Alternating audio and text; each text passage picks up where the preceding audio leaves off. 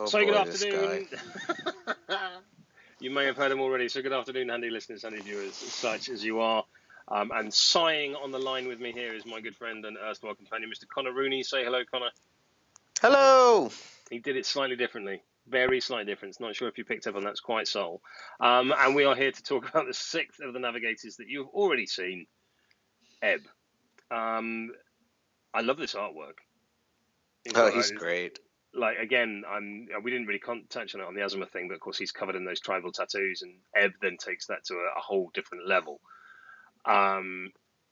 Where where do you start with this? Oh well, he's a lot more similar to Fathom and Horizon than Azimuth was. Yeah, man, we said so. Can't look behind the curtain of the podcast magic. We were discussing not several seconds ago about the simplicity of reading the Navigators team when influence is allocated. Enter Ebb. Possibly. Yeah, I still can't get a hold on this guy, to be honest. King of Jank. Yeah, he's got a lot of stuff on his card. He's incredibly fast. I think that's fair to say. A 7-9 or potential 9-11 with Windfinder's abilities. Even for Navigators and Fish, he seems quick.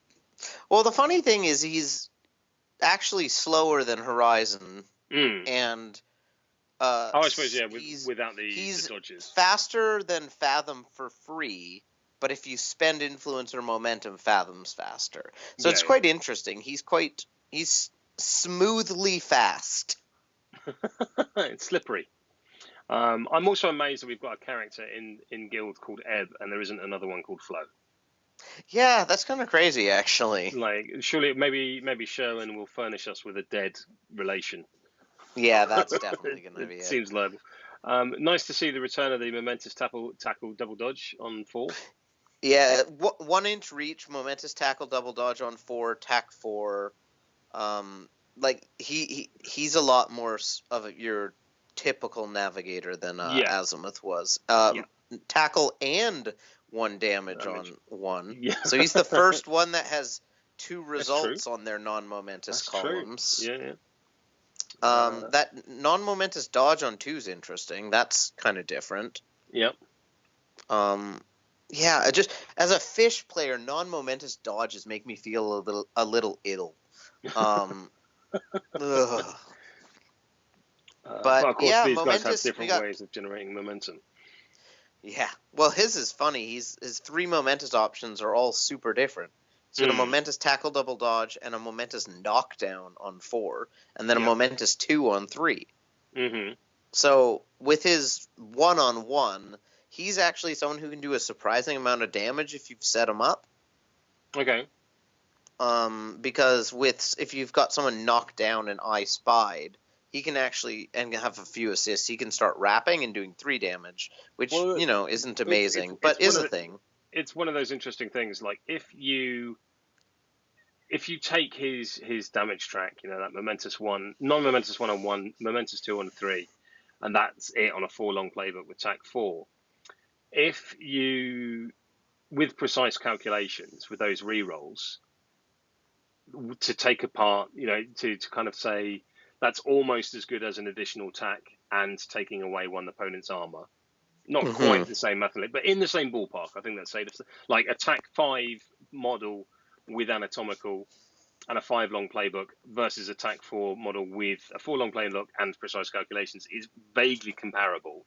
He's got the same damage track as Gutter, and that it's got 1-on-1, momentous 2 on 3, and then 3 wrapped around on the other side. No, I mean it's not quite the same, but it did sort of pique my interest. No, I think he's got one of the most interesting playbooks in the team. He's got a lot of options, including that Guild Ball on 2, which is only once per turn, but it's triggerable ranged AoE that he can buy or get off the book, which is really cool. There's a few of those in the game already. Getting it from the book seems incredibly reliable. Yeah, and that's the difference, is most of the people who have that, like Skatha, it's quite high up their book. Yeah. Yeah, I mean, Scafer was the but first. He can pretty reliably hit this against Scapers most was players. certainly the first AoE triggerable from the book, and even then it's on like 5, if I remember rightly. Yeah, I think I'll be honest. something like that. Scafer's card, not the most familiar thing to me. But, No. as ever, this is not a card read, but sprung a leak, position an AoE within range, which is 6 inches, measured within, under Season 4 rules, 2 damage and -1 armor as a sustained effect. Oh, I'm Boom. really sorry. I'm really sorry, Masons and Blacksmiths. In fact, everyone. Like, to when I was talking about, vaguely comparable to anatomical precision, he's effectively got anatomical precision on a stick. Yeah, he can hand it out. Yeah, that's an incredibly good AoE. It's excellent. And the fact that it does the 2 damage. So he very reliably will walk up to someone with his walk 7, hit that, drop 2 damage on them and reduce their armor, and then be hitting the momentous 2. Yeah, it's not unfathomable. Doing 8 damage for 3 momentum with him is definitely doable. 100%. Yeah, exactly. And that's not insubstantial. We were talking last time about the 2 goals being very easy, but are Windfinder and Azimuth enough to get in the 2 takeouts? I think with this guy in your 6, he certainly is. Particularly again. Yeah, he's interesting in that way, because he does bring the momentous damage, but he's sort of really easy to kill, but sort of not. So Blessings of the Old, meaning that he can only suffer more than 2 damage from any action. This is, I imagine, something that we are going to see a degree of clarification over, because let's take, for example, the bleed condition. The bleed condition is not an action. The bleed conditions will get around this. Conditions will get around it, but where do we stand on sweeping charge? From Tater and from Vetsinder. I think they clarified that all of the damage from an attack counts as an action, but I'm sure an FAQ will come out on this. Apparently they struggled for ages on how to make something very simple actually work in the rules. And I imagine we'll see a list on the Lawyers Guild forum, so do keep an eye on that.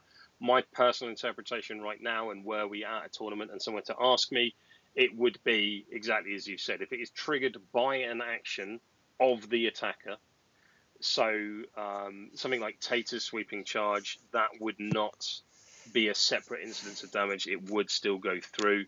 That said, if Ebb goes and stands in Minefield, that is not something that your opponent has an action that they've taken during that thing. So he'll just take it. It will take the 4 damage. Bleed will do 3 damage. That's my sort of TOE pass on this. However, I await the Lawyers Guild's official response, as it were. Yeah, that's a good point. If Minefield does 4 to him, which I think it does, but I'm not sure, I will not be running this guy into Ballista.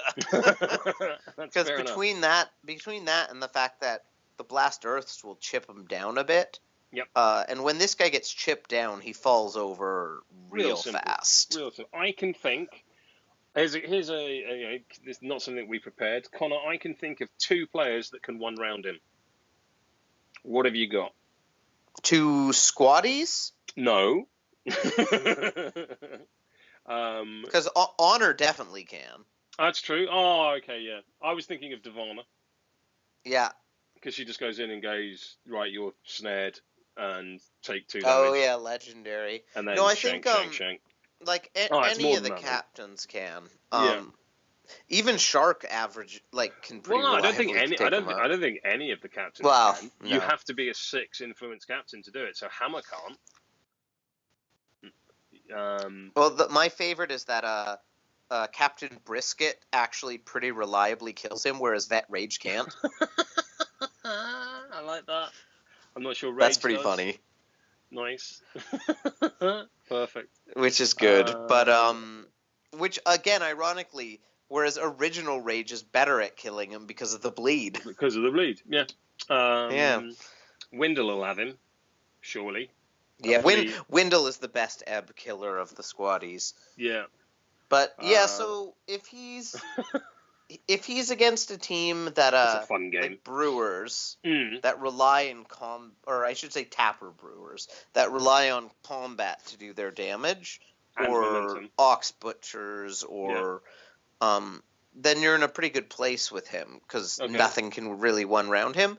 But against stuff that does a lot of condition damage or range damage, I think he's a bit of a liability. Yeah, I think that's fair to say. And I mean, most of what we've talked about here is his speed and his ability to do damage, which is a nice surprise, and his ability to debuff the opponent. But we haven't really touched on the support that he brings in the form of an aura. Now, this is really interesting. If you wish to put your tinfoil hat on, do it now, because we see we have a rule here with an existing effect in the game in terms of True Path, which is a 6-inch aura, which in terms of functionality is exactly the same as Plowman's existing ability called Tilled Earth. So friendly models within this aura may use gliding without spending momentum points. That is exactly the same wording. But why has it got a different title? Yeah, I wonder if that'll just be kind of like Resilience, where or what happened with Drag, where they're just changing names to make them more applicable. Or Plowman will do something different in Season 4. I don't know. That's also a good bet. I'm just saying, if you wish to buy into conspiracy theories of Guild Ball and Lordy, it is Gen Con weekend, and I've heard plenty. Glorious though they may be. Add that one to your file. And also Smooth the Way, which I think is one of those character plays that is long in the making, and I'm surprised we've not seen before. Yeah, it's an interesting one, actually. And that's why I struggle with how to think about this guy, because I think a lot of the time True Path doesn't have a ton of value. It's pretty easy most games to avoid Rough Ground, and you've already got Angel and Fathom who are light-footed, so it's not like the team has no light-footed players. And as I said, against Ballista, it's really good, except that Ballista teams kill him really well. 100%.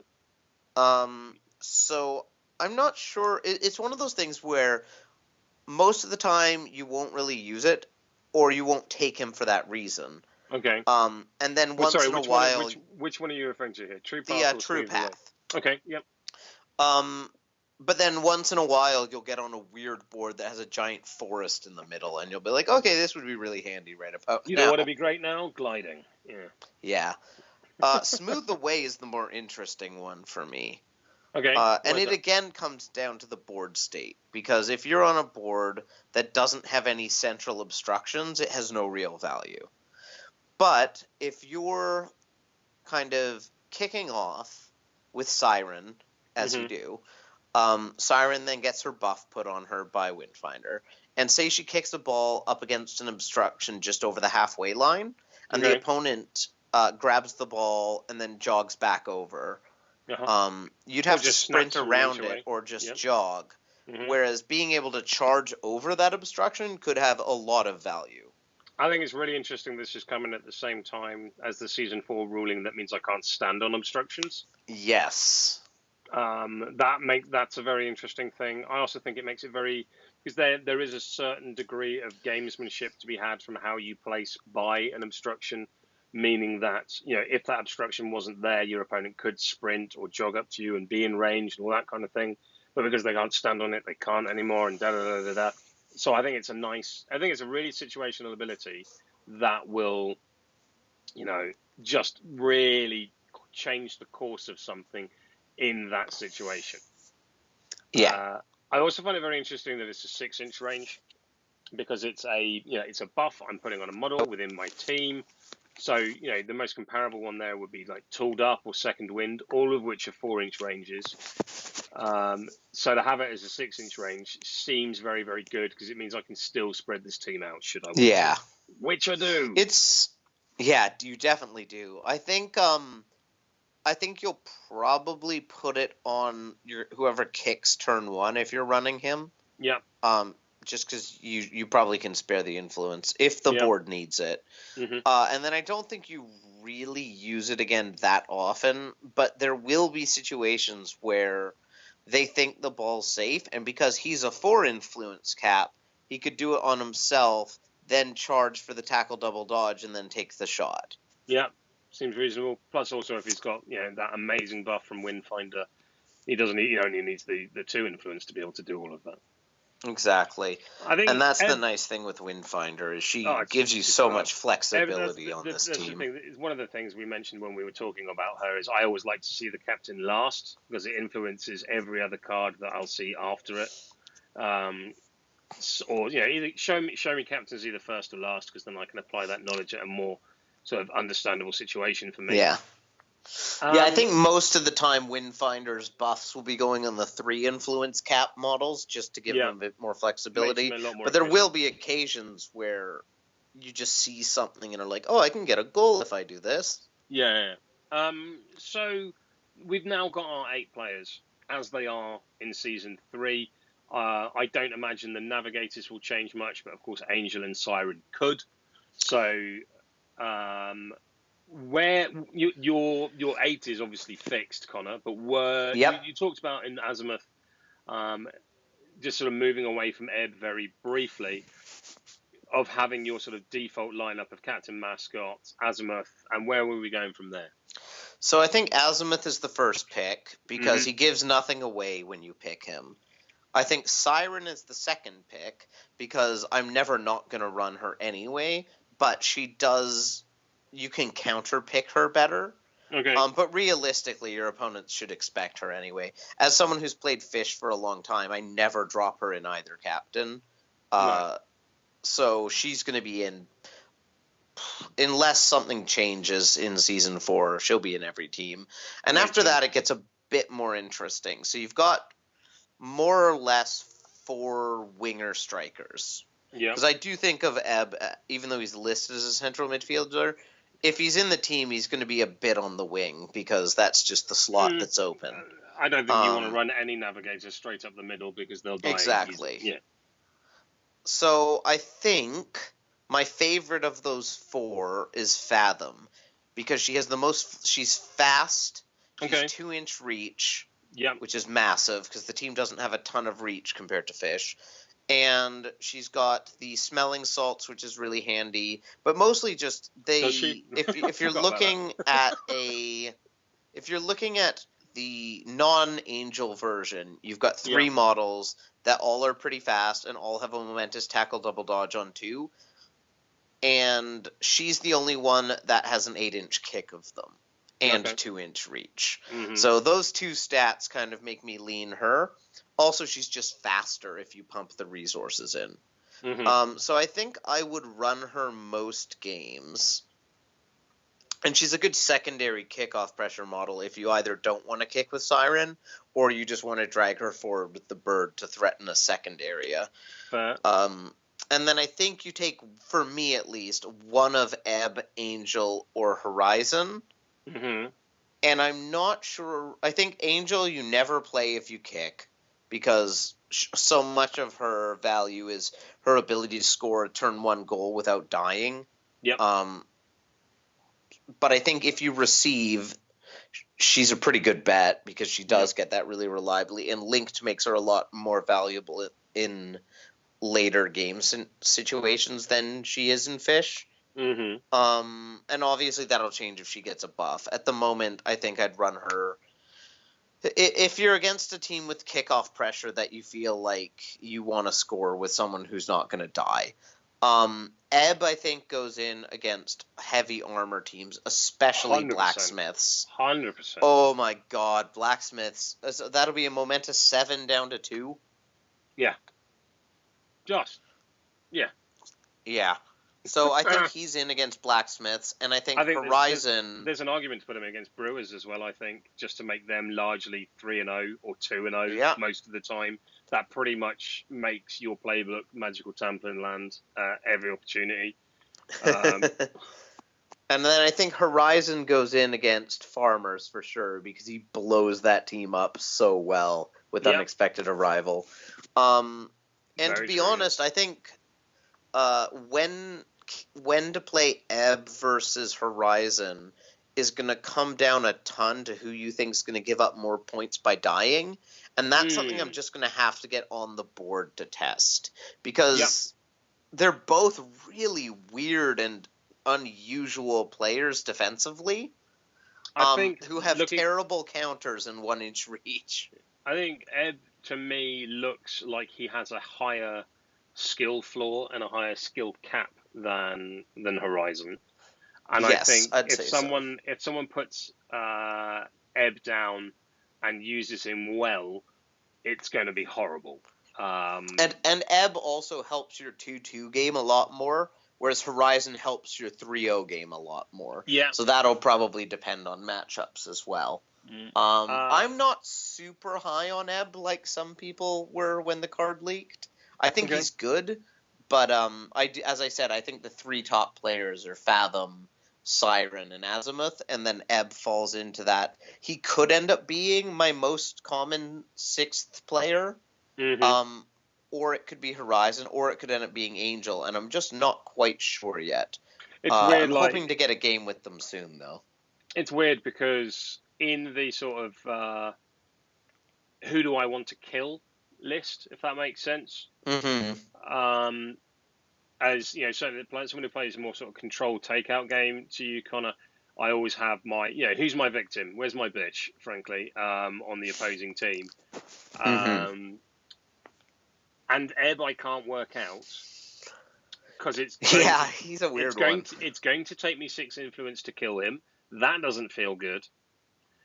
And whatever influence I spend positioning him into a place where I want to kill him.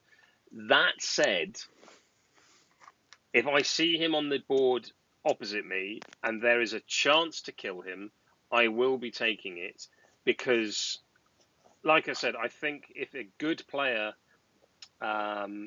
gets hold of Ebb and uses him well, he's going to enable some absolute nonsense, and I want him off the pitch. I especially in a tournament setting, I can't take the risk or the arrogance that you're a bad Ebb player. Do you know what I mean? Yeah, but the issue I have with him is especially while there's still Union everywhere.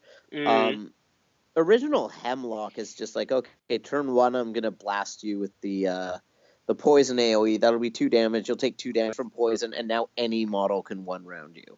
Yeah, that's true. Equally, scything blows feel great into this guy. It's just because out of activation damage not so much out of activation, but more just whilst I'm doing something else, you are also taking damage. Yeah. So stuff like alchemists, anyone with access to scything blow, brewers, Esther brewers specifically, or ballista engineers. Just anyone that can damage him as a consequence of doing other actions. I think that's where Ebb's going to really suffer. Yeah, and a lot obviously is hard to judge right now because I think with most teams your final flex slot varies a lot on the what you're facing. Yeah. And since these guys are only going to be out for a small amount of time before Season 4, 3 weeks, is it? It's hard to judge. I mean, because if you find the meta is full of masons and blacksmiths, then he has a lot more value. Whereas if you find farmers are everywhere, I'll be playing more Horizon. So it'll be interesting. I'm quite excited. And the other one is I can't decide if he's really good or really bad into Falconers. What? Because he effectively negates Harrier markers. Yeah, but Matagi just destroys him. It's like, okay, that's 1 damage and bleed. Oh no. I mean, so here's a question for you, Connor. Sort of slightly off the agenda, as it were. With Morticians and Rats, we've had a situation where Rats have given Morts Skulk and Pelage, and Morts have given Rats Bonesaw and Vet Graves. So that's a trade, let's be honest, that's heavily in the Morts' favour. In that Skulk and Pelage are players that I actually use. With Falconers and Hunters are very, very pleased to take Minerva and Matagi, although Matagi is certainly not as regularly seen in Hunters.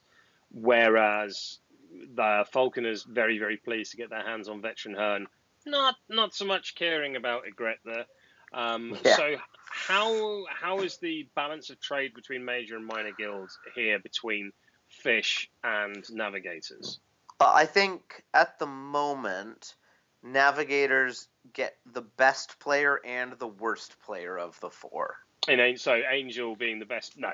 No. And I like Angel, but I think Horizon and Fathom are both quite good. But they also both do fill a role that other players play in Fish. So, I mean, everyone loves Sakana and Grayscales, and they're still there. And I don't think you're going to see Fathom and Horizon every game. I'm not sure. It's quite interesting because some people really rate them more than others, and I'm curious to see how it shakes out.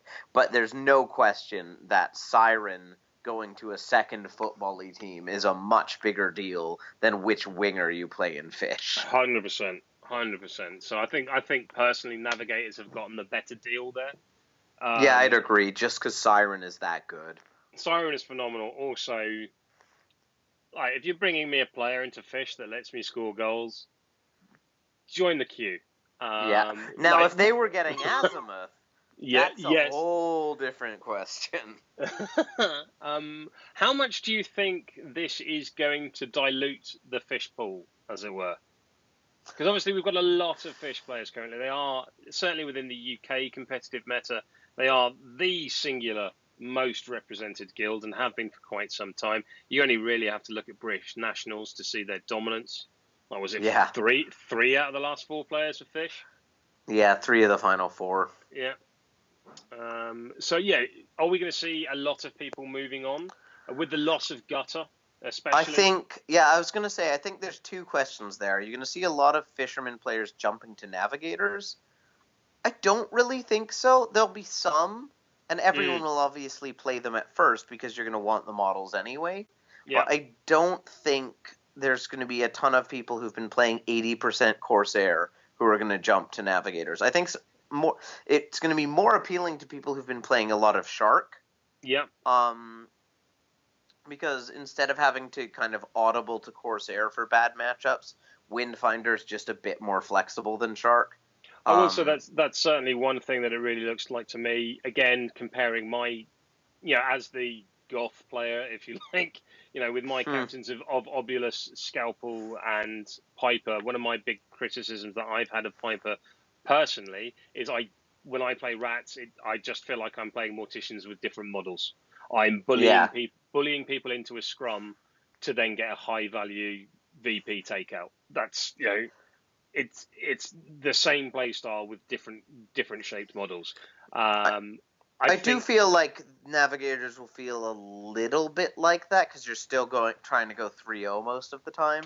But they do it in a very different way. They do it in a very different way, and I think you have a captain in Windfinder that is totally different to Corsair and Shark. I agree. It's the old sort of adage of, you're just learning to play Fish, are you? Cool. Put 6 on your captain, and then what else do you want to do?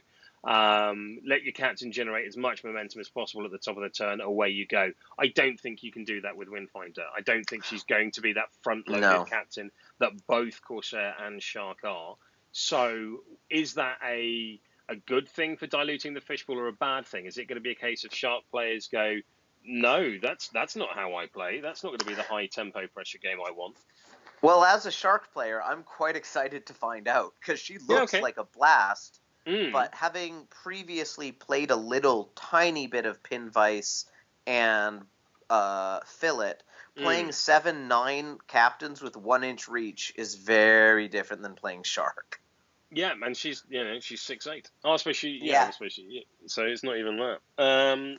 Cool. Any sort of closing thoughts then, Connor? As we've now seen the Navigators as a whole, Natch, we know that you're very excited as our resident Fish face.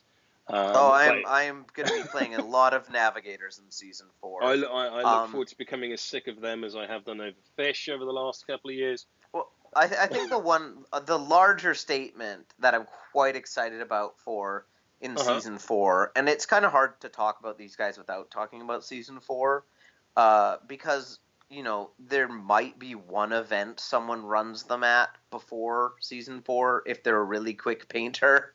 Yeah. Which I am not, so I won't be. They don't need to be. That's a fair point. They can be used unpainted, yeah. Yeah, which I won't, but some people will. Someone might. Yeah. But I don't expect to see them much before season 4, especially since 2-inch smelling salts measuring to the middle of the marker sucks. That's awful. You have to put the AoE under your own base. Exactly. And then, oh, that's hilarious. Not quite, but close. But it's going to be really exciting to see how they do in a heavier football meta, because we've also got Order coming. We've got a well-talked about Alchemist rewrite where they're going to be more football-y by all accounts, as they were always intended to be. We've got Fish as always. We've got the Navigators now, and there's just gonna be a lot of football-y guilds running around scoring goals, which is gonna be great. We've not even said engineers or rat catchers and that, who are both football. Yeah, and guilds, I mean, rat catchers and morticians could both get a lot more football-y if there's ever a striker in their guild. We don't need no strikers. Like, our best striker is a puppet. Like, top of that. That's true. He's pretty legit. And Hemlock, people are beginning to learn what a wonderful pocket goal threat Hemlock is. Oh, she is so good. I'm going to jog, then I'm going to sprint, and then I'm going to shoot. It's ace. Yeah. So I think it'll be interesting, because one of the issues I've had with Shark is I struggle into other football-y teams losing the pace of the game because they can get takeouts and I can't. So I'll often play Corsair into the other heavy football-y teams.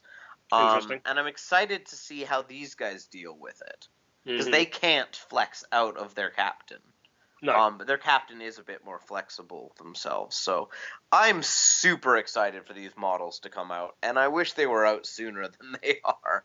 Yeah. So that's an interesting question. Just very quickly going on this is nothing to do with Navigators, but you've raised a very interesting question there to me on the concept of minor guilds. In Windfinder, Piper, and Divana, we have very, very versatile captains. They are support heavy. They can move things around.